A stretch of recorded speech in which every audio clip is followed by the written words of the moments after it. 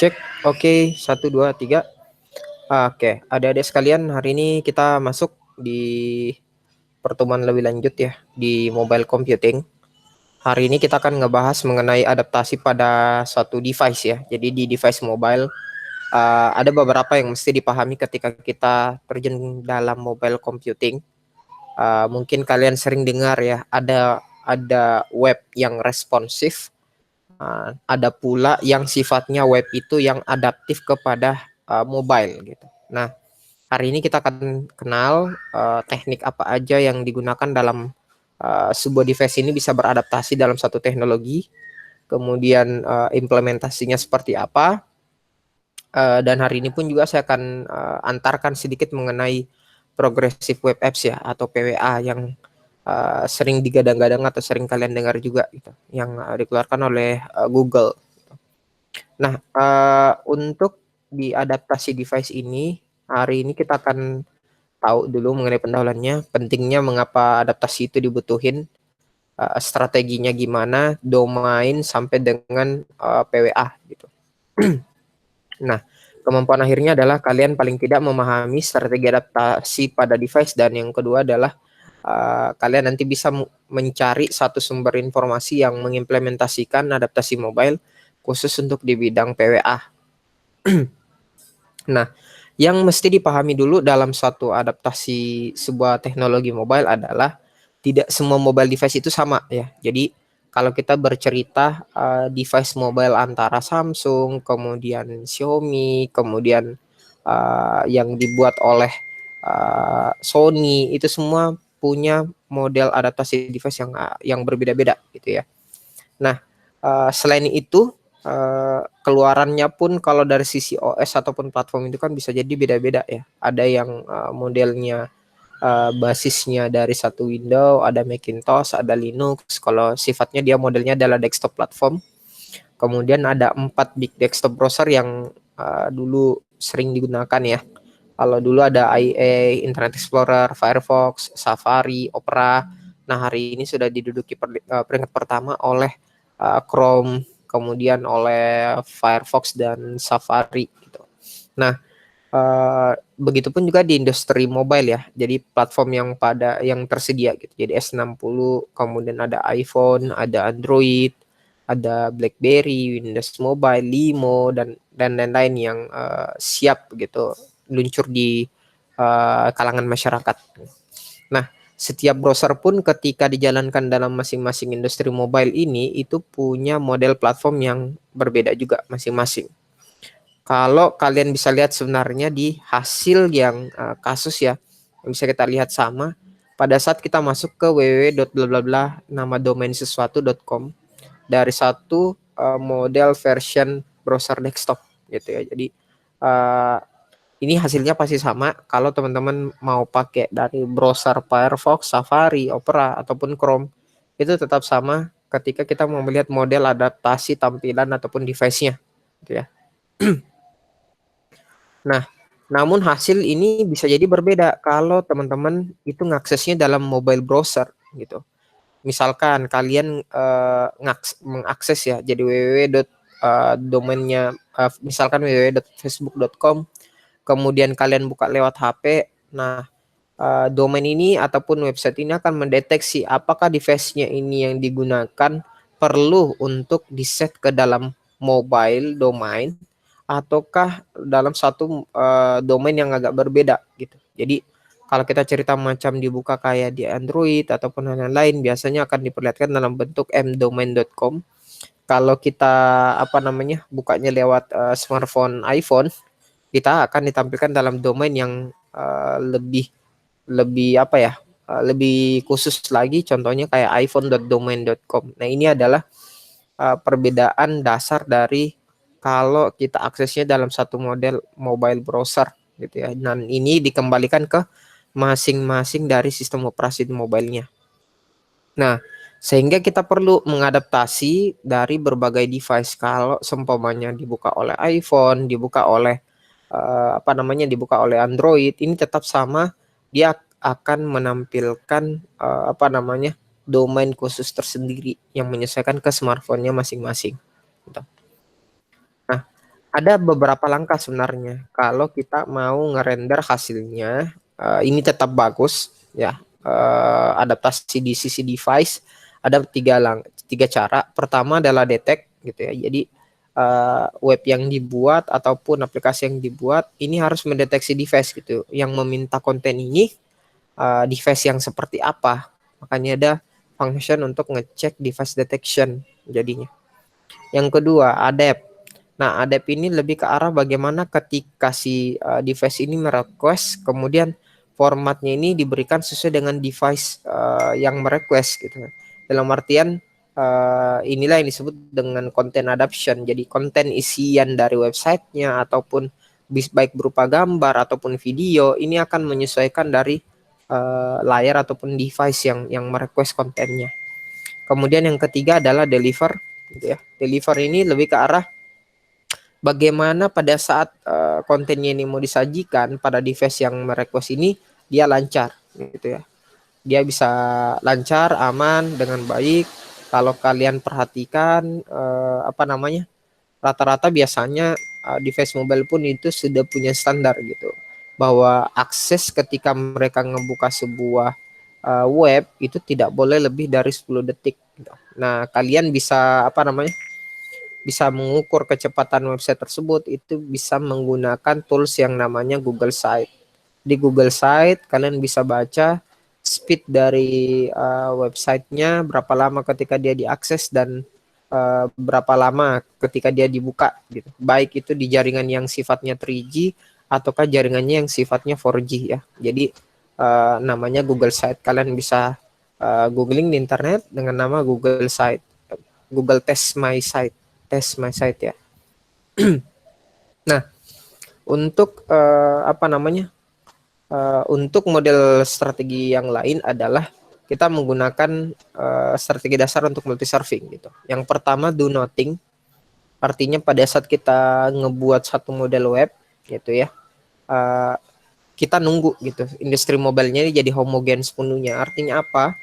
Teknologi sampai hari ini pun juga walaupun berbeda device gitu ya, itu sudah sudah mendukung mana dia sudah responsif web gitu. Kemudian strategi yang kedua adalah progressive enhancement teknik gitu. Jadi menggunakan beberapa pendekatan penggatan ataupun teknologi-teknologi ataupun entah di bagian codingan yang kita akan menyesuaikan gitu ya. Akan menyesuaikan mengenai jenis, ukuran dan layar dari masing-masing device ataupun smartphone-nya.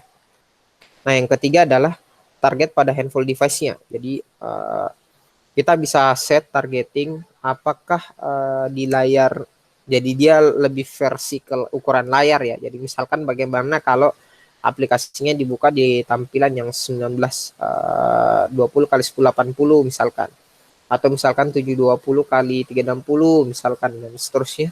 Kita bisa atur dalam bentuk skematik ukuran layar. Ataukah yang keempat adalah dia beradaptasi berdasarkan kelas device yang meminta gitu. Jadi udah ada pengetahuan database bagaimana ukuran layar yang baik ketika apa namanya device yang sama ini akan meminta kembali. Nah, yang kelima, strategi dasar untuk multi serving adalah kita menyediakan pengalaman khusus dari setiap device. Jadi kita udah set bagaimana kalau tampilan di Android, bagaimana kalau tampilannya di iOS, bagaimana kalau tampilannya dia dibuka pakai Symbian dan lain-lain gitu ya. Jadi 5 strategi dasar ini untuk multi serving untuk melihat gitu seberapa besar pengaruh dari adaptasi ke mobile device. Nah, kenapa adaptasi ini sangat dibutuhin gitu ya? Pentingnya untuk adaptasi. Karena kita bisa lihat ya, semua orang sampai hari ini pun udah mengakses segala sesuatu itu informasi itu lewat mobile.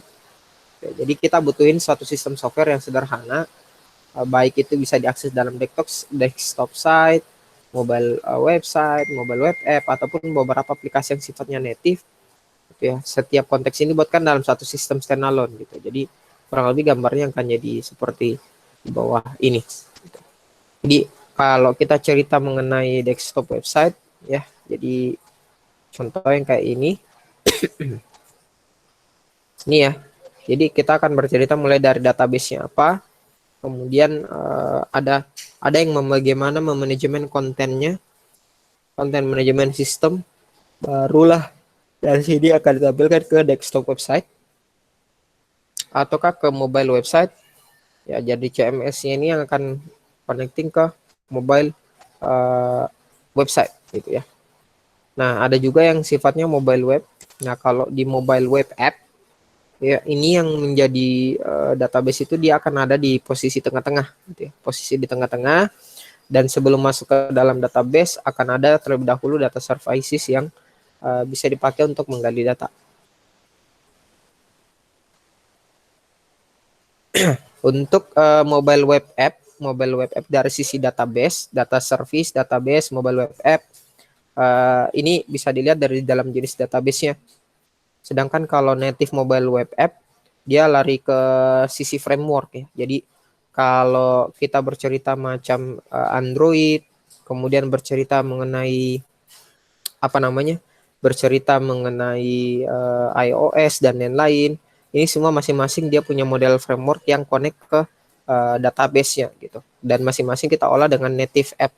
Kalau Android kan ya sudah jelas dengan Java, kemudian dengan iOS dengan C Sharp-nya ya, dan seterusnya. Dan masing-masing ini connected dengan menggunakan framework.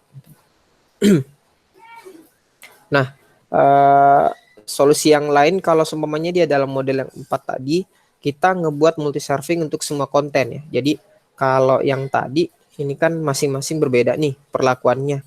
Kalau desktop website berarti ataupun mobile website kita siapin satu CMS yang masing-masing sebelumnya ada database gitu. Kalau mobile web app sama native mobile app itu masing-masing sebelum masuk ke database di sana ada data service dulu yang bakalan ngolah. Nah, bagaimana supaya ini bisa sama gitu. Nah, solusinya adalah kita dengan ngebuat multi serving di sini ya. Jadi ada namanya multi serving.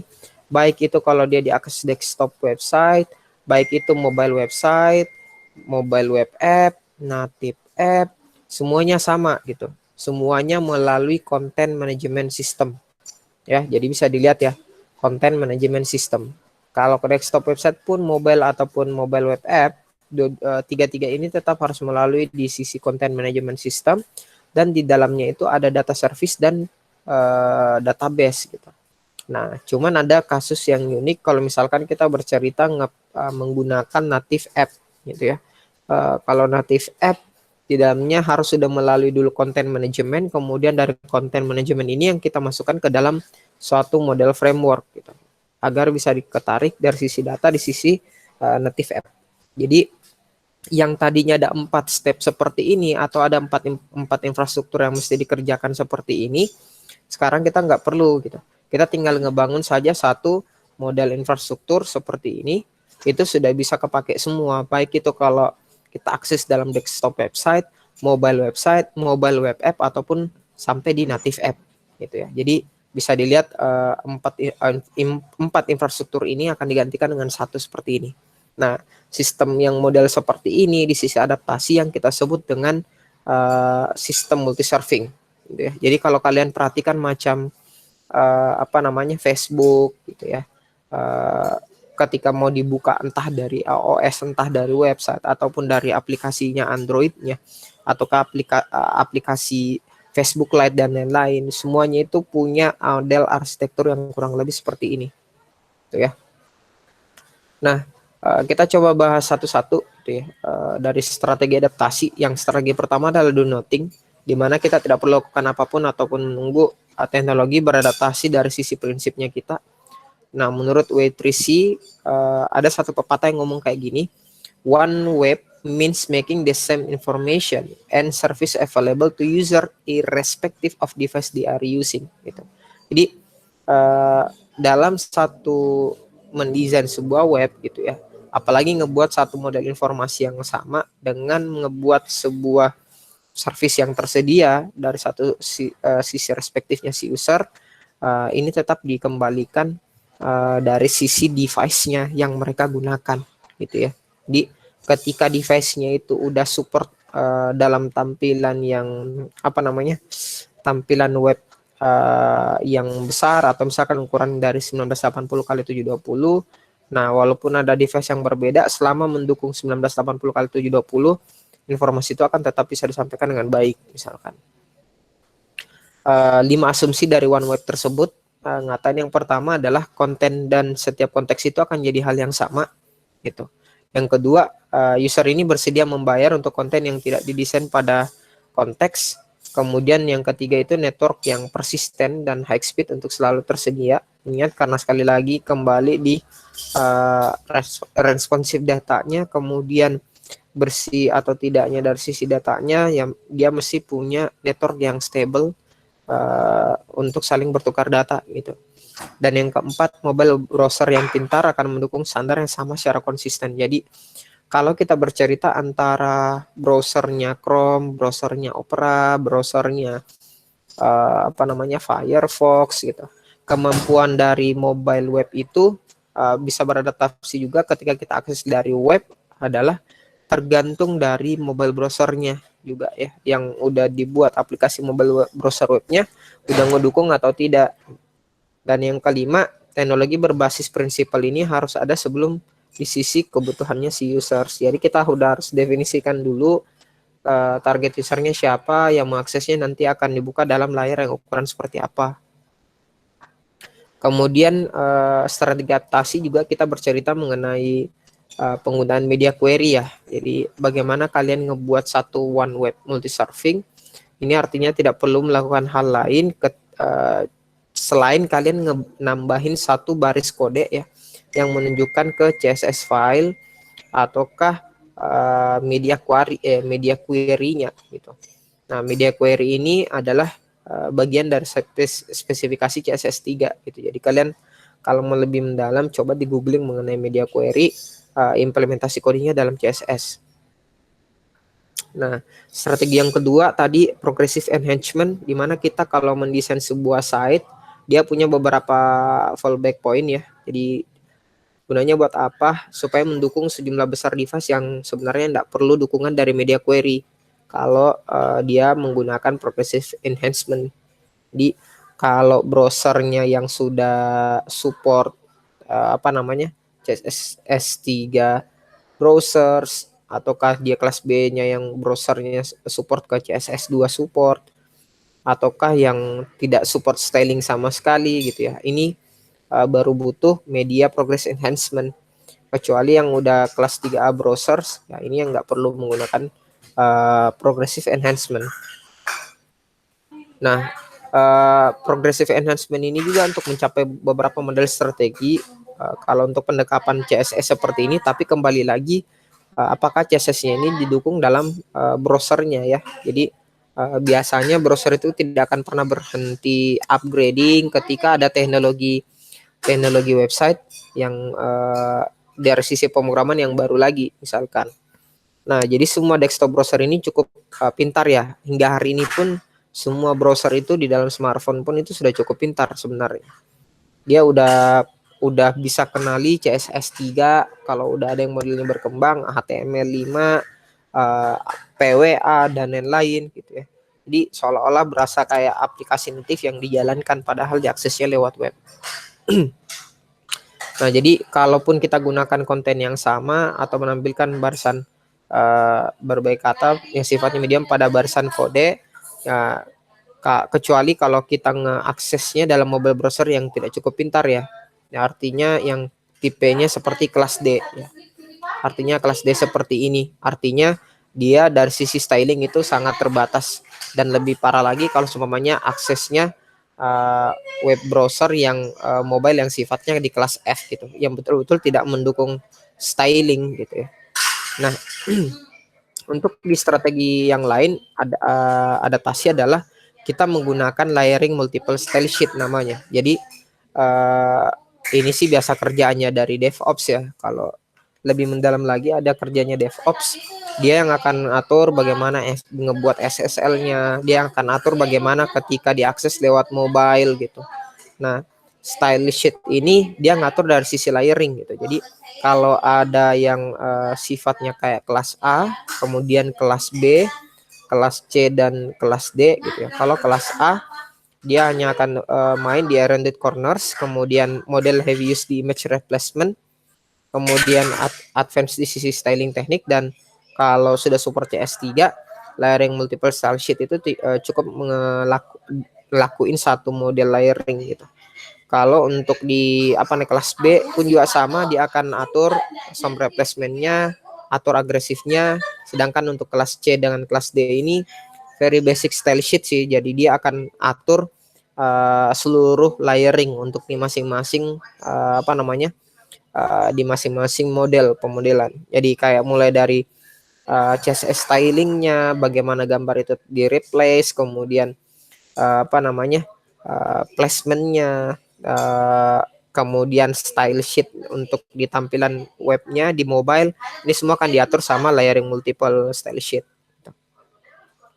Nah, yang strategi ketiga itu pakai device targeting. Jadi dia nampilin device yang khusus berdasarkan kelas, dan dia sampaikan pengalaman yang didesain oleh device gitu. Nah, setiap kali device ini dan browser terdeteksi gitu, maka dari server akan kirimin model tampilan yang udah disesuaikan dengan device target gitu. Jadi caranya dia akan ngecek di sisi header dari satu HTTP, kemudian dia pakai user agent. Nah, ini kemarin sudah saya jelaskan juga ya mengenai user agent itu fungsinya seperti apa. Dia membantu mengenali gitu device yang kita pakai itu device apa, tipenya apa, ukuran resolusinya apa. Kemudian dia ngebaca juga gitu browser yang kita pakai itu browser yang seperti apa, sehingga dia akan menyesuaikan site-nya gitu ya. Dia akan menyesuaikan website-nya dengan menyesuaikan dengan device dan browser yang digunakan. Nah, yang lain ada metode lagi ya. Kalau untuk adaptasi di mobile ada namanya metode device detection. Nah, ini ada total 10 ya. Lebih lah dari 10 sebenarnya yang kalian bisa baca lebih lanjut untuk mendalami ya metode device detection. Ada yang teknik yang dikenal dari Henry Moore, mobile browser detection. Ada tekniknya dari Greg Bulmesh, mobile browser detection. Ada teknik namanya switcher. Ada HT Access Based Device Detection, ada .mobi. Nah, ini kalau yang pakai WordPress ya. WordPress Mobile Plugin. Ini ada 2. Kemudian Reverse Device Detection. Kemudian ada yang kalau aksesnya pakai JavaScript, kalian bisa pakai JavaScript Based Device Detection. Ada Mobile Foo, dan banyak hal lainnya yang bisa kita gunakan untuk pengadaptasian di sisi device.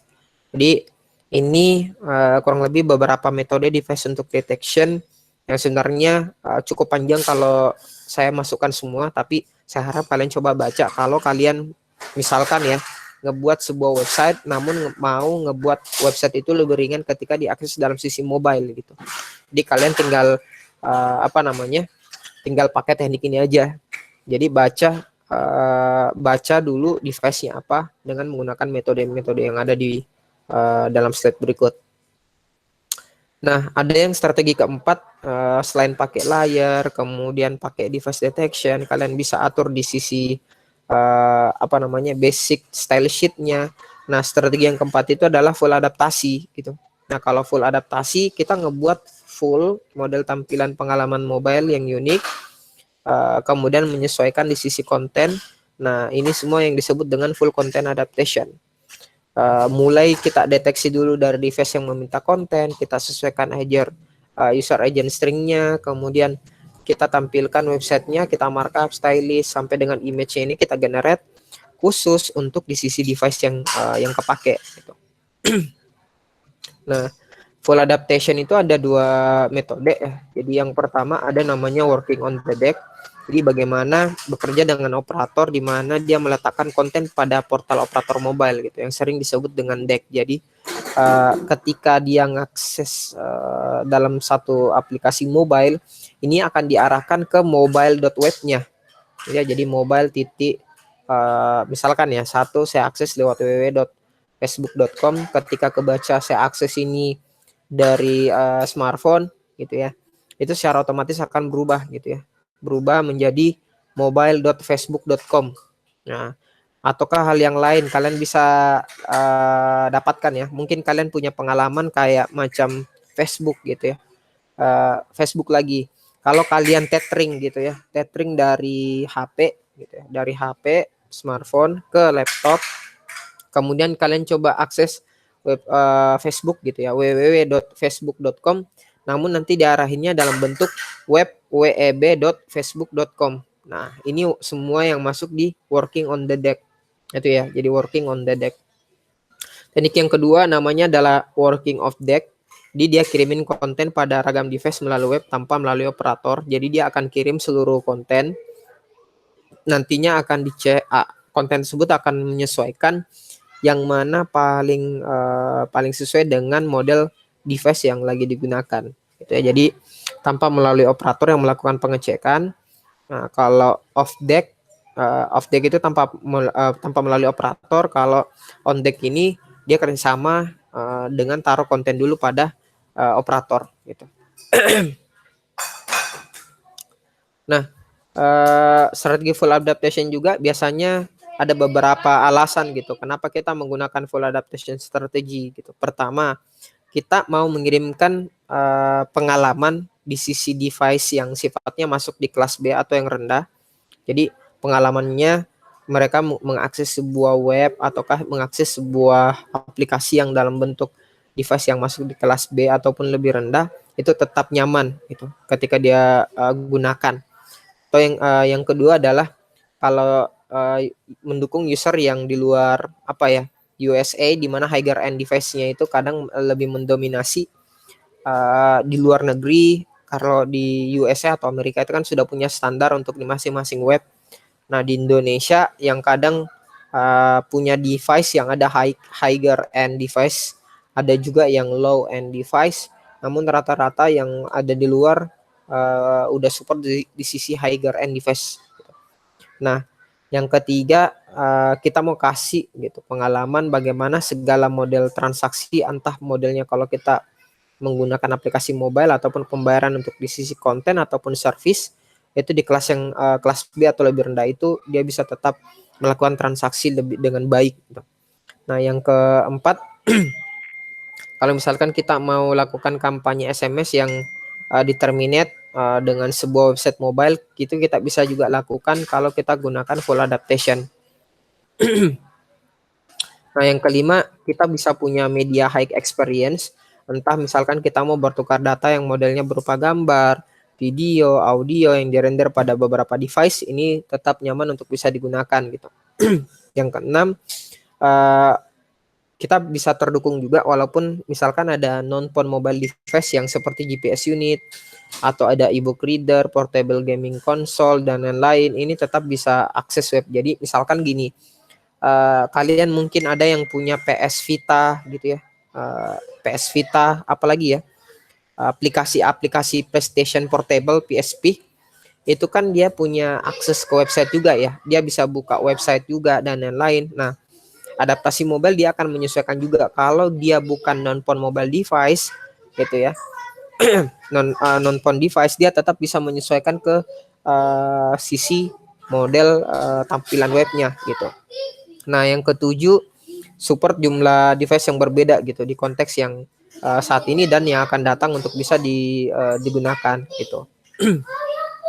Nah, ada beberapa tools untuk full adaptation ya, ada kurang lebih 8 ya. Kalau kalian mau lihat tools untuk full adaptation, ini sekali lagi tools, silahkan dibaca dan dicari tahu. Ada yang namanya WURFL, ada Device Atlas, ada Volantis, ada Wall and WNG. Nah, ada Yahoo Blueprint. Yahoo Blueprint ini udah cukup lama juga untuk kepake. Kemudian ada NetBiscuits, ada Mobile Aware sama Mobify. Ini beberapa tools untuk full adaptation di sisi mobile web. Kalau model contohnya ya, contoh kalau kita Yahoo gitu ya, gunakan Yahoo Blueprint. Jadi dia adaptasi dan deteksi dari sisi device itu kurang lebih seperti ini nih. Dia siapkan satu satu Yahoo server gitu ya. Jadi satu mobile Yahoo server yang connected dengan third party gitu ya. Jadi third party ini yang akan script generate blueprint page gitu. baik itu di HTTP, baik itu yang bisa lakukan HTTP request, blueprint XML gitu. Ada yang bisa lakuin blueprint request ataupun ngirim blueprint konten. Ini semua yang bisa dikasih gitu. Kemudian ada mobile client end users, ini semua connect ke satu Yahoo server, di mana Yahoo servernya ini punya third party ya. Jadi third party-nya ini namanya Yahoo Blueprints. Nah, kerjanya di dalam akan ngecek application dalam bentuk config XML, galeri XML, kemudian ada image filesnya, local specific resource-nya. Ini semua diatur sama application package-nya gitu ya. Jadi application package ini yang atur bagaimana pemodelan di sisi application submission untuk aplikasinya gitu. Nah, untuk beberapa hal-hal yang lain, ini salah satu model contoh adaptasi mobile yang bisa digunakan gitu untuk dipakai gitu. Nah,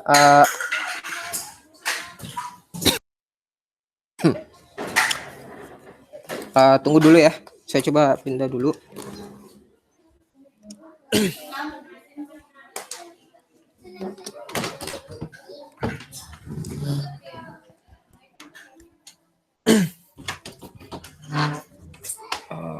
Oke. Oke, lanjut. Suara saya kedengaran? Halo? Halo, halo, halo, halo, halo. Tes. Nggak ada suara, berarti kedengaran ya. Sanggap saja kedengaran. Oke, lanjut.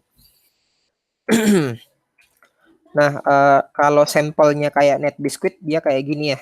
Jadi, kalau NetBiscuit hampir sama sih sebenarnya, cuman yang langsung berhadapan dengan sisi agent device mobile itu adalah NetBiscuit-nya. Beda tadi dengan Yahoo Blueprint ya. Jadi, kalau yang berhadapan tadi dengan beberapa device smartphone-nya, ya, beberapa device smartphone-nya. wait.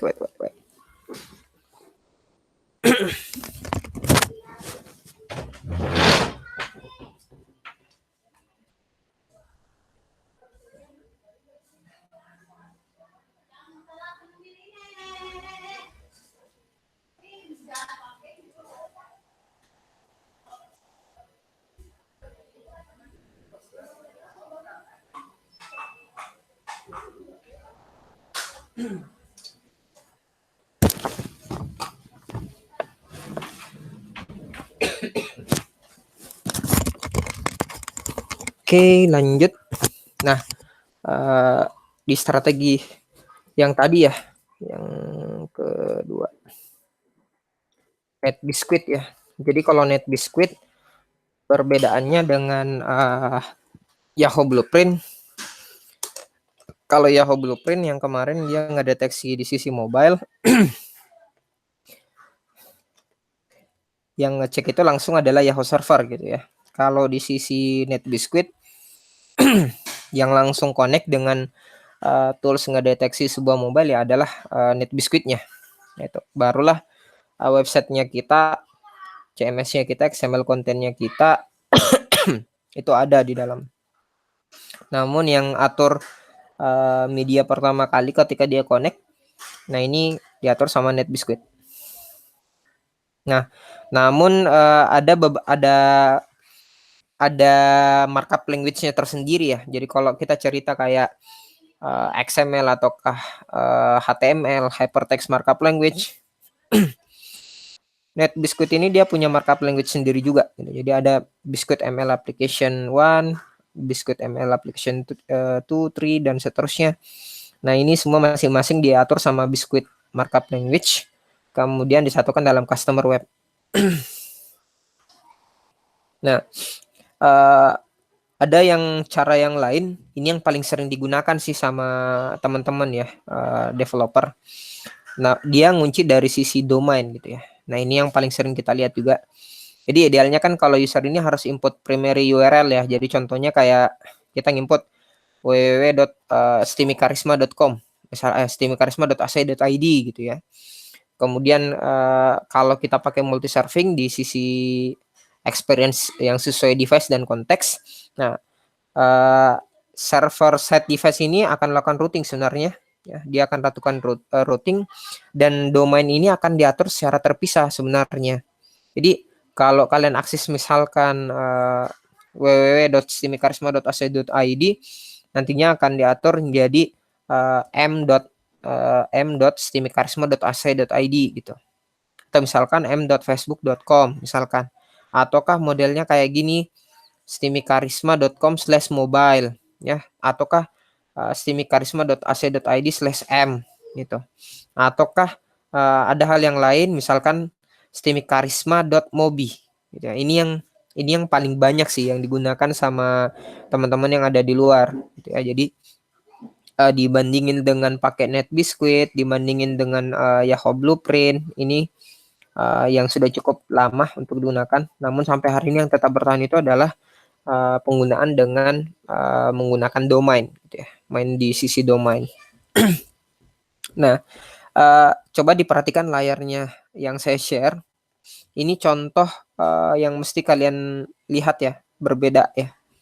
Nah, sekarang kan Facebook itu udah apa ya? Saya bilang udah ngatur supaya layout Facebooknya kita itu bisa jadi dark ya, bisa jadi lebih gelap ataukah lebih terang dan seterusnya. Namun ini kalau saya akses dalam Pixel ya, beda ya. Pixel, kemudian domain yang kepakai itu domain.com gitu ya, domain.com. Kemudian di depan ini langsung SSL dengan www ya, www.facebook.com akan kebuka seperti ini. Nah, yang di luar seperti ini adalah responsive web gitu ya. Jadi kalau kalian atur ataupun buka dalam website yang website yang leluasa gitu ya, website yang biasa, dia hanya bagaimana mengikuti ukuran layar gitu ya. Diaksesnya dalam ukuran besar, layar yang kecil ataupun layar yang besar. Ada juga yang modelnya adaptif. Nah, kalau modelnya adaptif, biasanya itu kalau kalian kunjungin website, aksesnya lewat mobile, nah ini biasa akan terarah sendiri nih. Tuh, diarahin jadinya adalah mobile.facebook.com gitu. Nah, kalau kalian perhatikan, aplikasi ataupun tampilannya ini, dia kembali ke tampilan yang dulu malah ya. Jadi tampilan yang dulu. Di awal sekali Facebook ketika dibuat malah. Seperti ini. Bahkan dulu kan sempat ada ya adaptif itu kalau kalian mengakses Facebook dengan pulsa mau gratis gitu ya, bermain Facebook dengan pulsa gratis, itu kan ada dulu ya namanya 0.Facebook gitu ya, 0.facebook.com gitu. Nah itu semua masuk di model adaptif. Nah, mobile adaptif ini yang diatur sama siapa ya? Diaturnya sama si operator. Dia akan menyesuaikan, dia akan punya konten yang disisipkan ya. Yang tadi ada yang behind the deck sama ada off the deck. Nah, ini yang masing-masing diimplementasikan.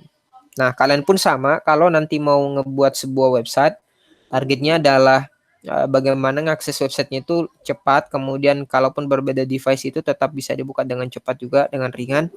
Nah, kalian bisa belajar menggunakan model yang sifatnya adaptif. Gitu ya, model yang sifatnya adaptif. Kecuali kalian punya satu skill saja untuk ngebuat web, ya udah cari aja templating ataupun model website yang sifatnya responsif gitu ya. Nah, ini model di sisi adaptif. Selanjutnya kita sentuh yang namanya progressive web apps ya. Nah, apa itu progressive web apps gitu ya? 3 pertanyaan besar, apa itu dan kenapa kita butuh progressive web apps dan bagaimana pengimplementasian PWA ataupun progressive web apps. Nah, yang pertama, siapa saja yang menggunakan progressive web apps? Yang pertama pastinya adalah developer gitu ya, teman-teman yang mendevelop sebuah aplikasi yang ranahnya ke website ataupun mobile apps. Kemudian beberapa CEO ataupun direktur pemilik perusahaan yang punya visi gitu, jangkau produk ataupun servisnya itu menjangkau milian ataupun jutaan orang gitu lewat platform seperti mobile ataupun web. Kemudian orang-orang yang bergerak di bidang marketing gitu ya, marketing bisa kepake untuk offline ataupun online. Dan orang-orang yang menyukai hal-hal yang menyenangkan dan something new, ya, mempelajari sesuatu hal yang baru ataupun mau melihat satu model video yang keren ya. Ini rata-rata yang apa namanya memahami ataupun mencari tahu lebih dalam tentang PWA ya. Nah, kita coba lihat dulu model perkembangan dari PWA dari sisi status ya, status ataupun penggunaan mobile ya. Penggunaan mobile itu dari tahun ke tahun itu lebih dia naik ya. Nah, dibandingkan dengan kalau kita bercerita status dari tahun ke tahun mengenai pengguna desktop gitu ya. Jadi ini kalau saya cerita dari tahun 2009 gitu ya. Ini sudah ketemu titiknya paling rendah dan titik yang di mana titiknya ini paling naik itu di sekitar tahun 2016 gitu. Ini first time dalam sejarah mobile itu mengalahkan pengguna desktop gitu ya. Sampai hari ini pun mobile itu adalah pemegang number one gitu di sisi users. Dan kalau dari data seterusnya kita bisa lihat bahkan sampai 2020 itu perbandingannya udah banding 6 banding 1 sebenarnya ya, 6 banding 1. Dan tahun 2015 Google pun juga udah report bahwa apa namanya mereka akan supporting untuk ngebuat bagaimana supaya teknologi mereka itu lebih support ke tampilan mobile dibandingkan web. Nah, siapa orang-orang yang akan diuntungkan dengan adanya PWA sampai hari ini adalah beberapa perusahaan-perusahaan di luar yang sifatnya di apa namanya model pembelanjaan ya. Kemudian apa namanya orang-orang yang sifatnya punya model aplikasi namun tujuannya untuk dapat traffic yang tinggi gitu. Nah, yang pertama kalau kita cerita di aplikasi-aplikasi sifatnya perbelanjaan, mereka itu 70% conversion rate-nya itu lebih bagus. 3 kali lebih banyak mereka menghabiskan waktu dalam site-nya mereka. Engagement-nya meningkat 40% dan penggunaan data ya dalam artian kuota dan lain-lain ini lebih sedikit gitu.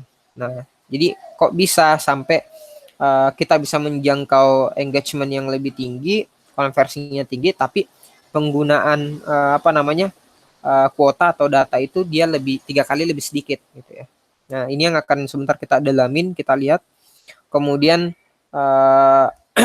di hal-hal yang lain yang sifatnya mau tujuannya adalah konversi, 38% ini lebih banyak di sisi konversi. 40% ini merendah apa ya? Membuat bounce rate itu lebih rendah. Bounce rate itu apa? Kalau kalian bercerita macam aplikasi Android yang kalian publish di Play Store ya. Jadi bounce rate itu misalkan ya, saya rilis aplikasi saya di Play Store, kemudian orang mendownload 1.000 orang, kemudian yang menguninstall itu misalkan ada 30 orang gitu. Nah, bounce rate itu akan meminimalisir orang untuk menguninstall karena goals atau tujuannya apa namanya goals ataupun tujuan dari PWA adalah sebelum orang menginstal itu mereka udah betul-betul memahami bahwa aplikasi yang mereka install itu gunanya untuk apa. Jadi walaupun tidak ada koneksi internet, mereka masih bisa tetap mengakses data ataupun aplikasi yang udah di-download di Play Store. Kemudian kecepatan loading websitenya juga itu 30% itu lebih cepat dan lebih apa namanya lebih lama rata-rata session yang digunakan oleh di sisi users. Nah, jadi apa itu progressive web app? Ya, kalau kita pecah dulu ya. Jadi kalau kita cerita mengenai web kan bercerita tentang website di sisi desktop ataukah mobile web gitu ya di sisi teknologi mobile. Nah, kalau app kan kita bercerita aplikasi yang sifatnya native ataupun berdiri sendiri yang ada di Android, iOS gitu ya, iOS bahkan sampai di Windows mobile gitu ya, mobile apps. Nah, untuk di progressive web apps kita mau mengarahkan gitu ya. PWA itu mau mengarahkan bagaimana website ataupun mobile app ini perlakuannya seolah-olah seperti aplikasi native. Ya, jadi sekali lagi apa itu PWA? Gitu ya. PWA itu berangkat dari web dengan app gitu ya.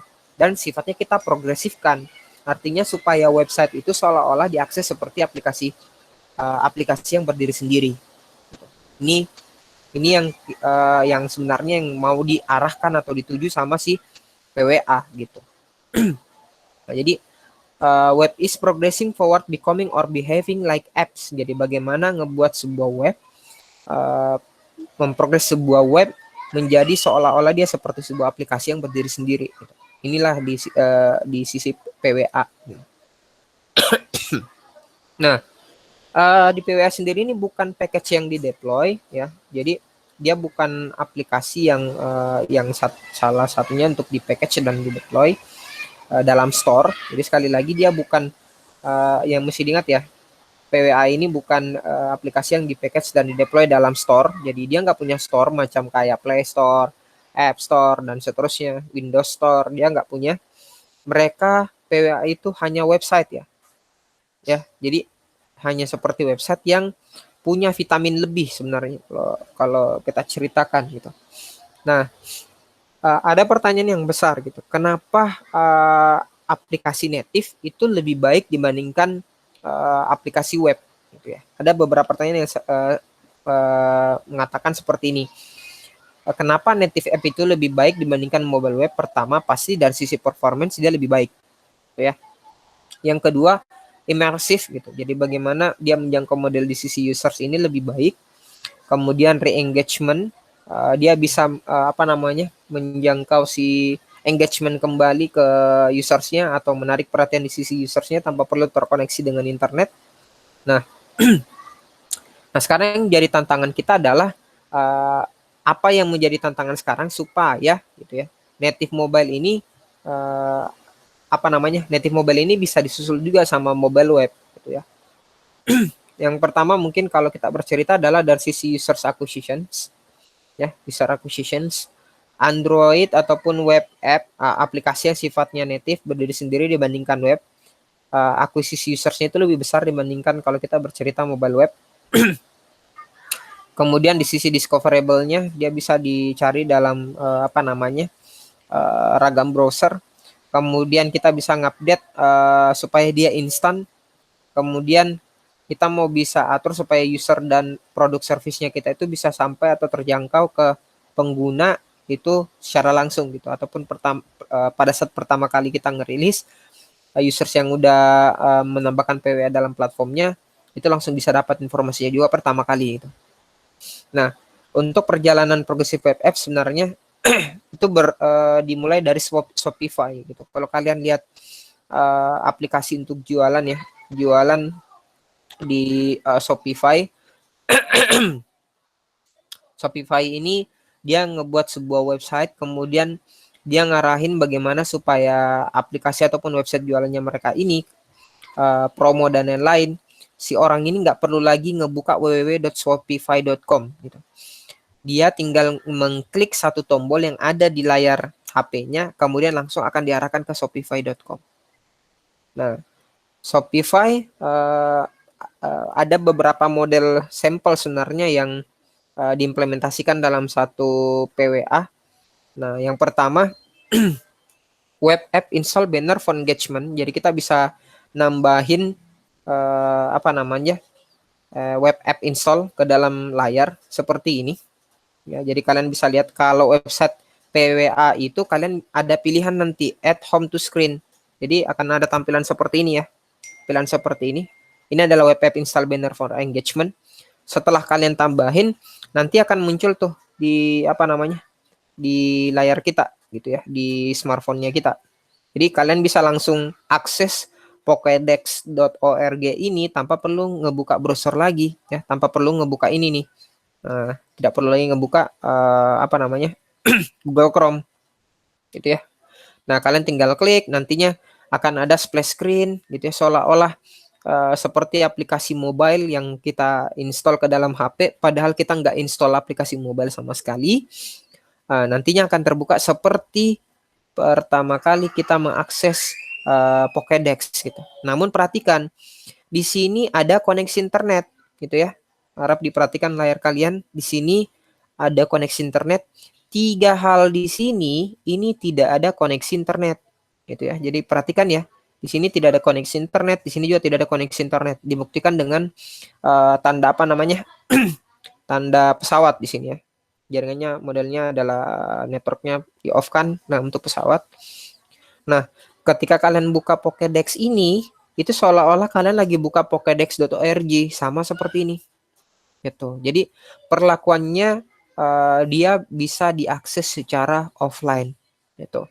Nah, offline ini yang kita sebut dengan service worker gitu ya. Jadi di dalam PWA kenapa dia bisa punya model seperti ini, kecanggihan seperti ini karena dia punya service worker namanya.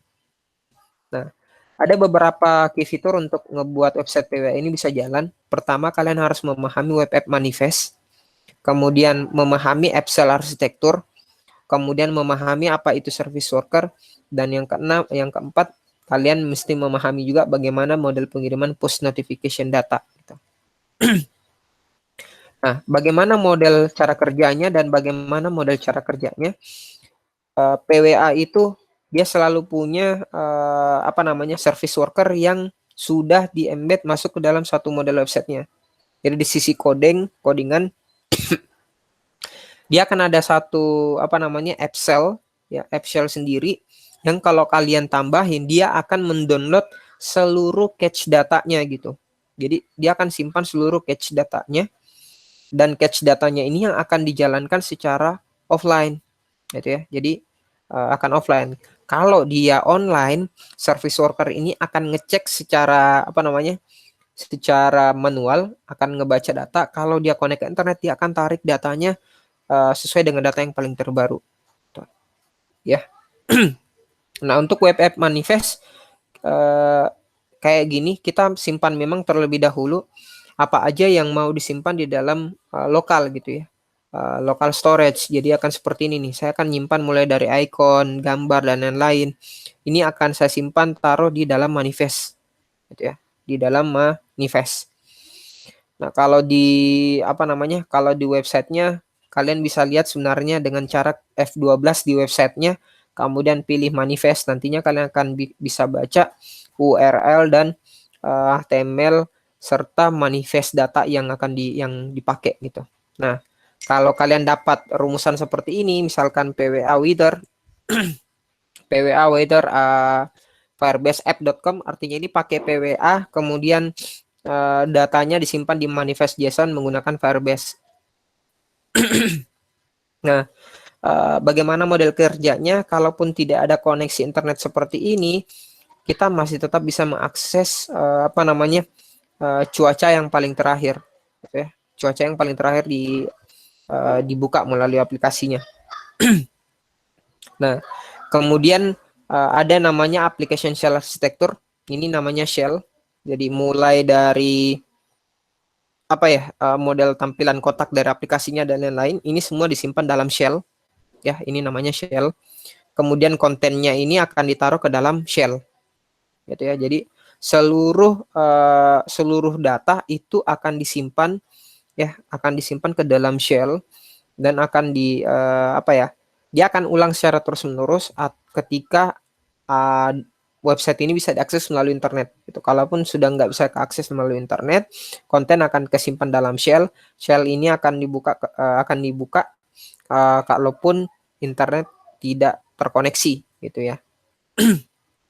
Nah, jadi app shell itu ada banyak ya. Kalian bisa pelajari lebih mendalam di appshell.appshoot.com ya. Kalau kalian mau lihat pemodelan app shell. Nah, untuk service worker bagaimana model kinerjanya? Kinerjanya kurang lebih seperti ini. Ketika satu page yang kita akses gitu ya, ini semua harus melalui service worker. Dia mulai request datanya, kemudian melalui network ya, melalui network ini akan kirimin seluruh konten yang kita masukkan. Kemudian dari service worker ini yang mengakses itu akan bertukar informasi dan menaruh datanya ke cache gitu ya. Jadi syukurnya di website kan ada fitur cache ya, cache data. Nah, seluruh cache data baik yang sifatnya request sama respons dari web ini akan disimpan dalam cache. Kemudian dari sana akan saling terhubung dari sisi konten dengan si app shell gitu ya. Jadi service worker ini yang akan jadi penghubung dulu sebelum dia masuk ke network sampai masuk ke dalam cache data.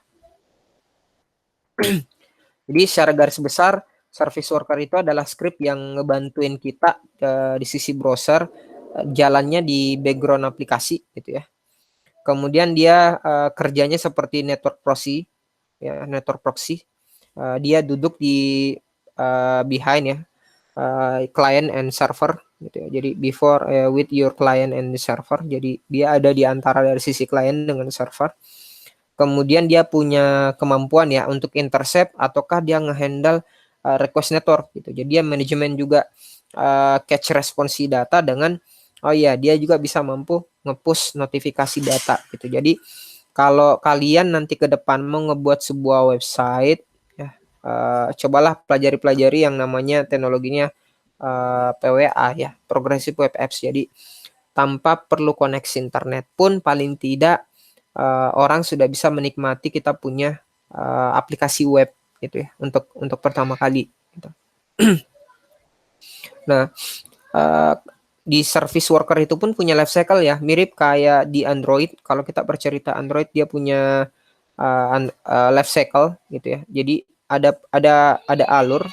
Pertama, kalau tidak ada service worker yang jalan pada saat kita mengakses pertama kali website, dia akan menginstall gitu ya. Menginstall dan ada eventnya untuk diinstall. Kalau error, dia akan ngecek kembali. Kalau dia berhasil, dia akan activated. Nah, teraktivasi ini pun ada dua gitu. Yang pertama, kalau kondisi idle, dia ada keluar dua. Pertama, kalau dia connected ke internet, dia akan fetch dengan message-nya gitu.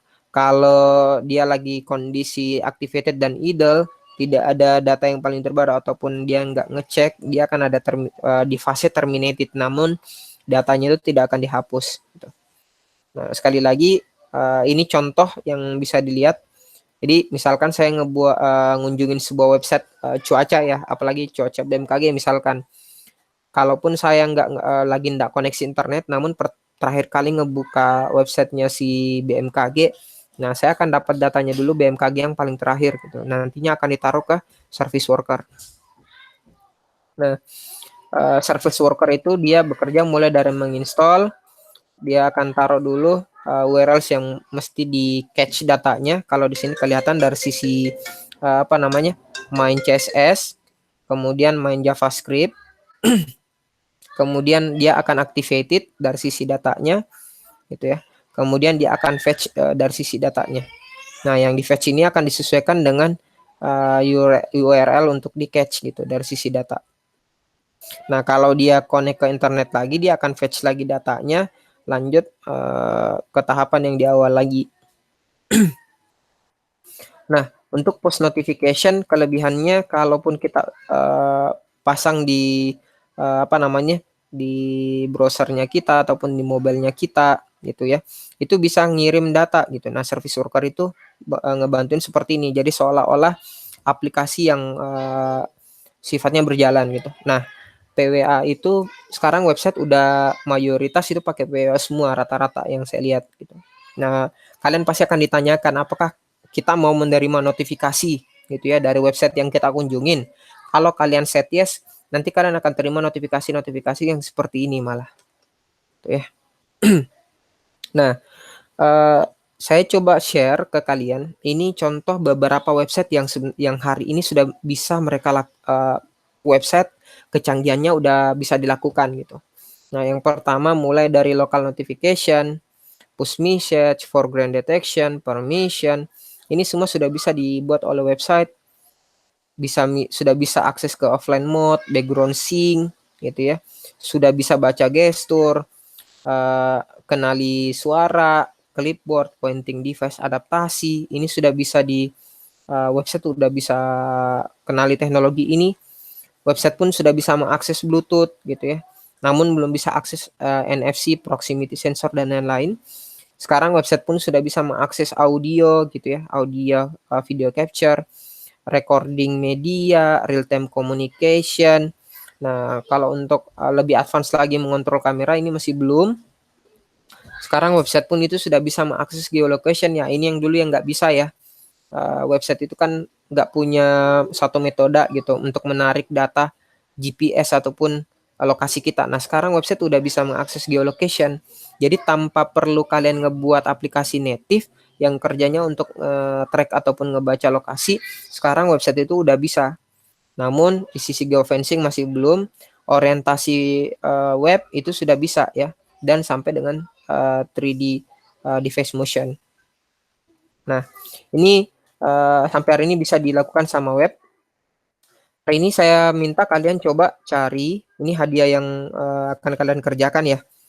Nah, silakan cari 3 website yang mengimplementasikan PWA, kemudian lakukan add to home dari ketiga website tersebut ke smartphone-nya kalian. Silahkan dokumentasikan langkah-langkahnya add to home dari 3 website tersebut ke dalam Word, kemudian kalian upload dalam Drive, kemudian linknya kalian kumpulkan dalam Classroom. Nah, contohnya saya akan perlihatkan ya. Saya perlihatkan dulu. Oke, saya stop. Saya coba share contoh website yang mengimplementasikan mengimplementasikan PWA ya. Saya coba buka dulu satu emulator. Yang saya share ini kelihatan Ji semuanya? Halo, halo, halo. Iya Kak. Oke, tunggu ya. Nah, ini contohnya. Dulu saya perbesar dulu. Nah, misalkan saya akses, ini saya belum install sama sekali Tokopedia ya, adik-adik, jadi bisa dilihat saya tidak install Tokopedia sama sekali. Kemudian saya coba buka Tokopedia ya, Tokopedia. Nah ini tokopedia.com, saya akses. Nah, ini teknologinya adaptif ya, kalian bisa lihat ini namanya teknologi adaptif. Nah, jadi Tokopedia ini dia implementasikan ada 2 nih. Pertama dia main di adaptif, satu dia main lagi di di sisi PWA. Untuk PWA itu bisa dilihat di mana, di sini nih. Kita bisa tambahin install app nih di dalam install app.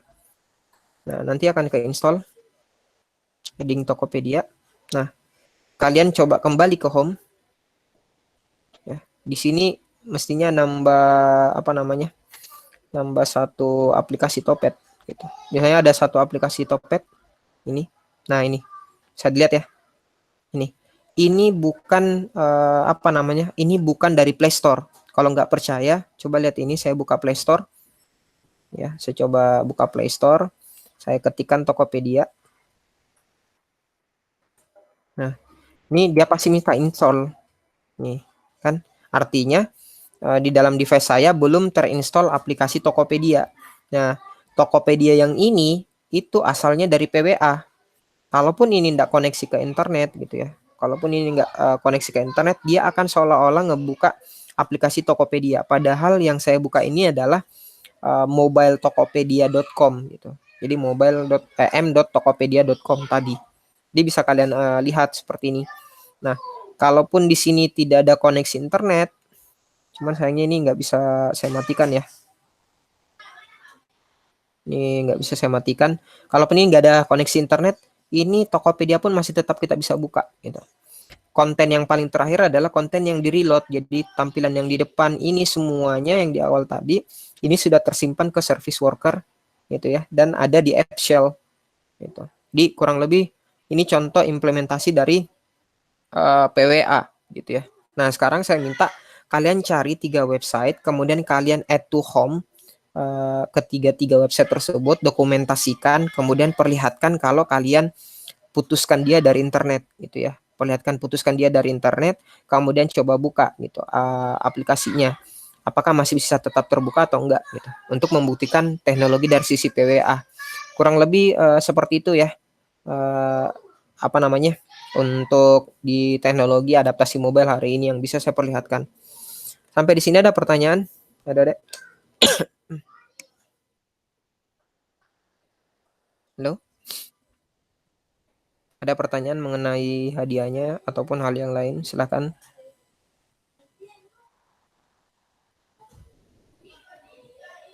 Halo, halo, halo.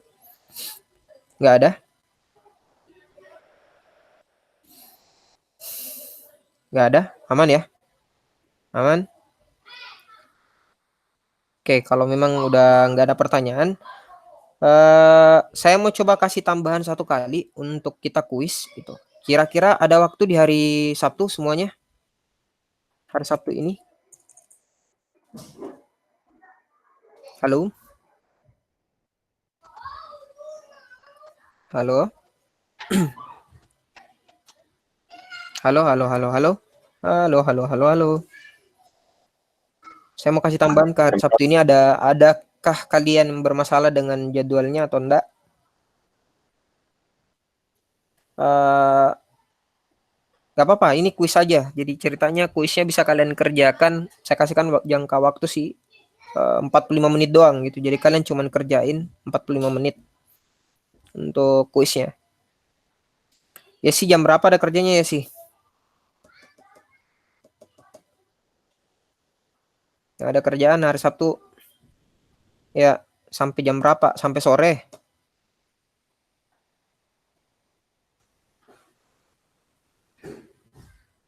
Nah, kalau besok pagi bisa. Kalau seumpamanya besok pagi bisa enggak? Hari Jumat.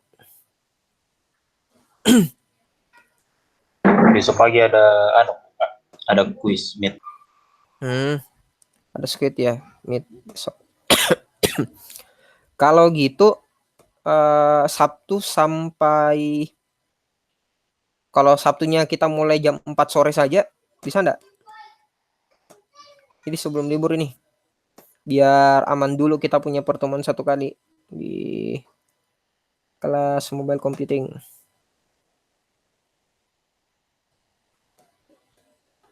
Ya sih, bagaimana?